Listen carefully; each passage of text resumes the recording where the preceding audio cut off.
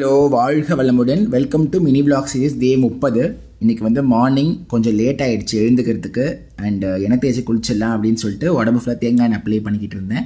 இன்றைக்கி எண்ணெய் தேய்ச்சி குளிக்கிறதுனால கொஞ்சம் கடலை மாவு போட்டுக்கிறேன். பிகாஸ் அதுதான் நல்ல ஆயிலை கம்ப்ளீட்டாக எடுக்கும். ஸோ அதனால் வந்து கடலை மாவு போட்டு உடம்பு ஃபுல்லாக ஊற போட்டாச்சு.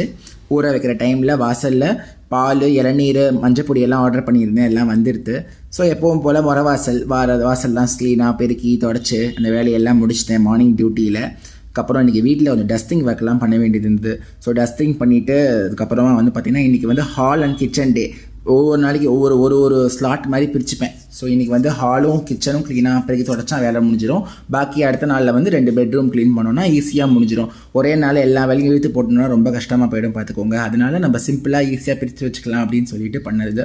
குளிச்சதுக்கப்புறமா சாமிக்கு விளக்கேற்றியாச்சு ரொம்ப லேட்டாக.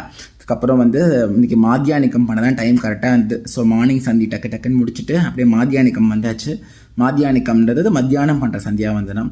அப்புறம் பால் காய்ச்சிட்டு சுவாமிக்கு வச்சிடலாம் அப்படின்னு சொல்லிட்டு பாலை வாட்டர்லாம் போட்டு வாஷ் பண்ணிவிட்டு அடுப்பில் வச்சுருந்தேன். அதுக்குள்ளே அப்படியே இளநீர் போட்டாச்சு.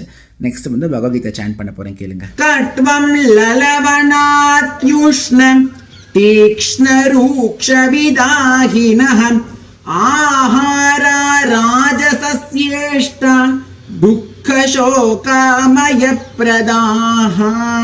அப்புறம் தயிர் பால்லாம் கொஞ்சம் உரக்கூத்த வேண்டிய வேலை இருந்தது. அப்படியே உரக்கூத்திட்டு காய்கறி வாங்கிட்டு அப்படியே வீட்டுக்கு கிளம்பிட்டு பாய்.